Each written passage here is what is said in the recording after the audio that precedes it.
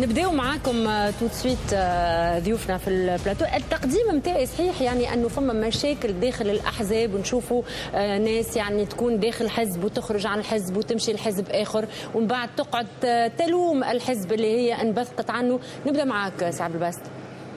صحيح، فما مشكله في الاحزاب هي غياب الديمقراطيه والشفافيه.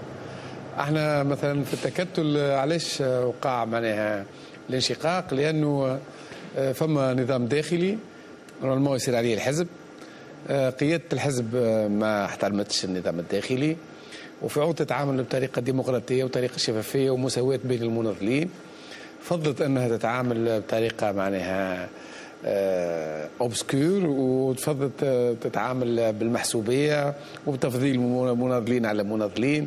شيء هذاك هو اللي احنا ما قبلناهش، وطلبنا انه يكون ثم ديمقراطيه، والا نلتجئوا الى اساليب اخرى. وصلنا حتى الاساليب القضائيه.